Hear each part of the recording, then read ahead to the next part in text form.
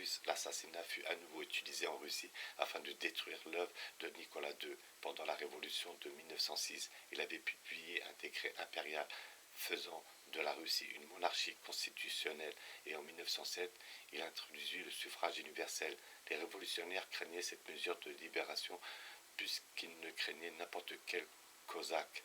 Ils utilisèrent l'ensemble populaire quand elle s'est réunie pour la première fois pour déclencher un tumulte déchaîné, si bien qu'on dut la dissoudre. Le tsar choisit alors pour Premier ministre un diplomate éclairé, le comte Stolypine, qui par décret ordonna une réforme agraire suivie par de nouvelles élections. Le résultat fut que, second Parlement, il reçut une grande ovation et les révolutionnaires furent mis en déroute. Environ 3 millions de paysans sans terre devinrent propriétaires de leurs terres. L'avenir de la Russie, à ce moment-là, semblait plus brillant que jamais auparavant. Stolypine était un héros national et écrivait, ouvrez les guillemets, notre but principal est de fortifier la population agricole. Toute la force du pays repose dessus. Donnez à ce pays 10 ans de tranquillité intérieure et vous ne reconnaîtrez pas la Russie. Ces 10 années tranquilles auraient changé le cours de l'histoire pour le mieux.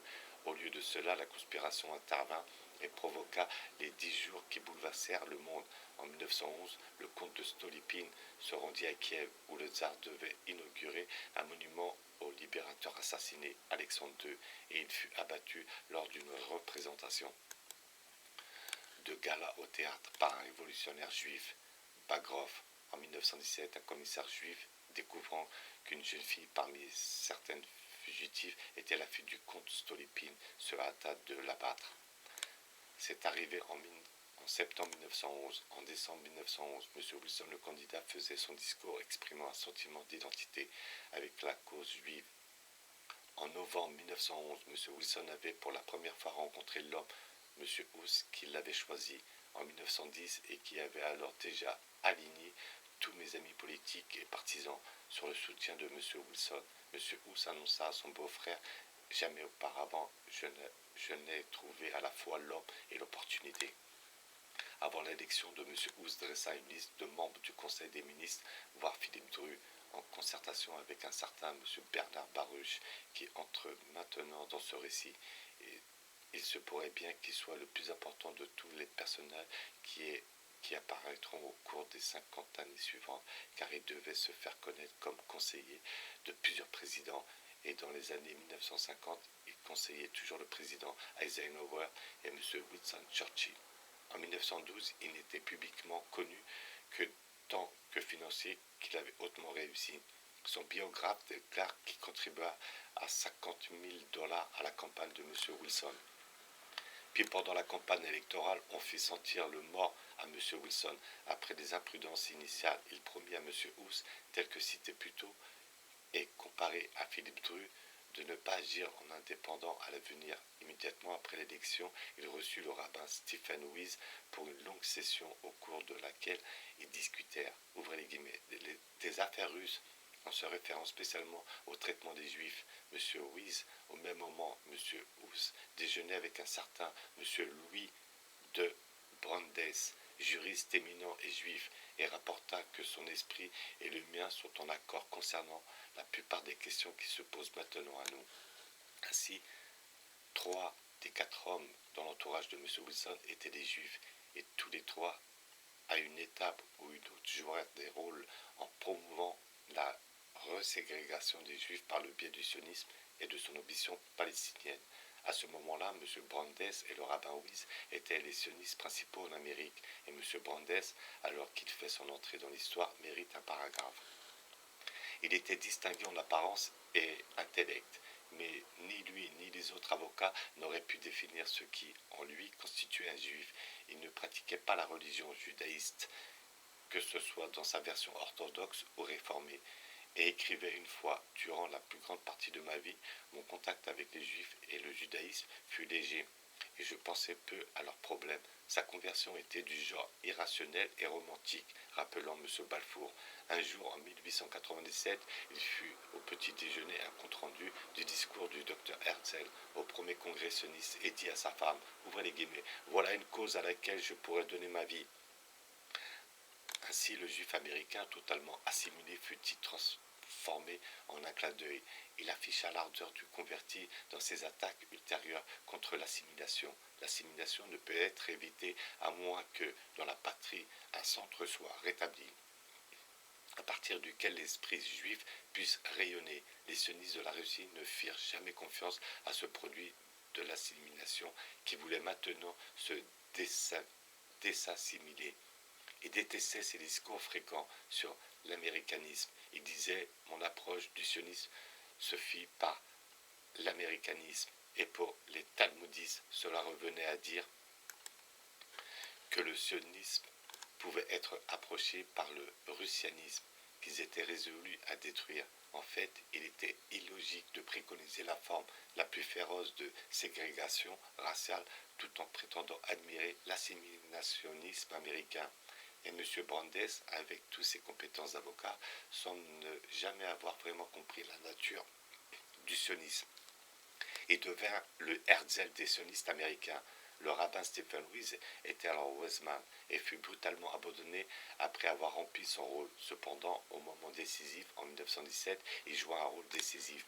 Tel était le regroupement autour d'un président captif, tandis que la République américaine s'avançait vers l'engagement de la Première Guerre mondiale, et telle était la cause qu'il allait être poursuivi à travers lui et à travers l'engagement de son pays. Après son élection, M. Hus prit en main sa correspondance, décida qu'il devait voir ou ne pas recevoir, dit aux membres du cabinet ce qu'il devait dire ou ne pas dire, etc. Entre-temps, ils avaient aussi trouvé le temps d'écrire et de publier ce roman étonnant. Je voulais le pouvoir et je l'obtiens, mais ce qu'il voulait d'autre. Suite à cela, il ne décida jamais.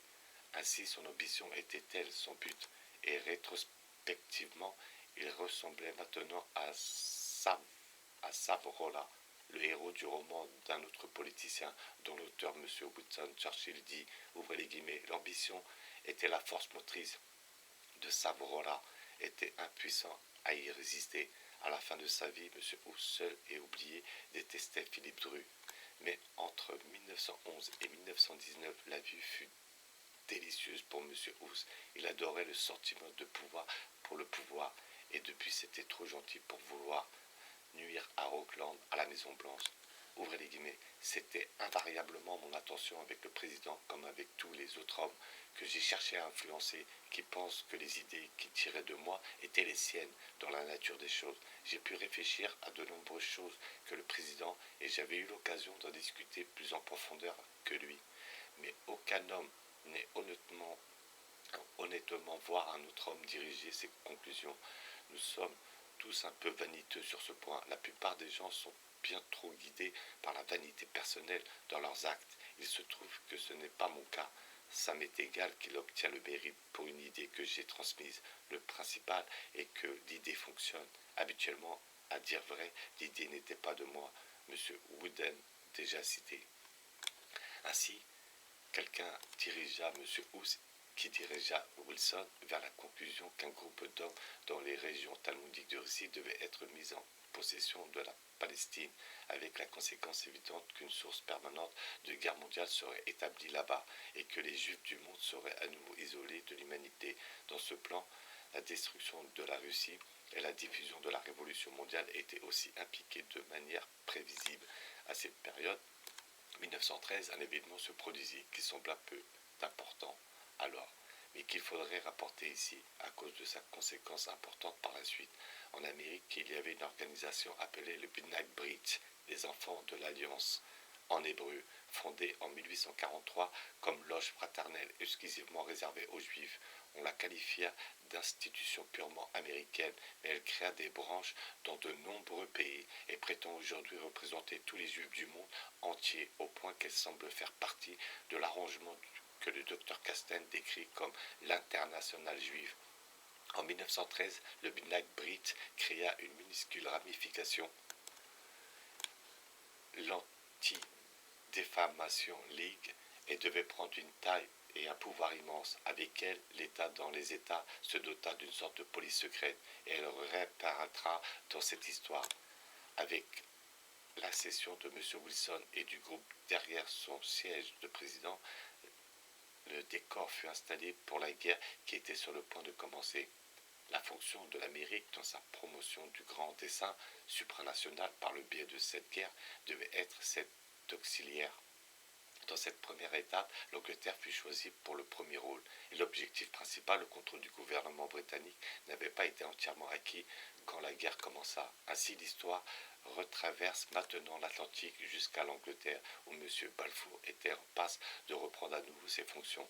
Les personnages marquants d'Angleterre étaient toujours résistants au but et au plan secret et avaient l'intention de faire la guerre et de la gagner aussi rapidement que possible à l'endroit où elle avait commencé. L'Europe, il fallait le remanier dans les rangs si on voulait que le processus prédit par Marx Nordau en 1903 soit accompli, dont les hommes récalcitrants devaient être disciplinés ou bien éliminés. De 1914 à 1916, ainsi l'histoire devint celle de la lutte pour destituer ces hommes en Angleterre et les surplanter par d'autres qui, comme M. Wilson, s'aligneraient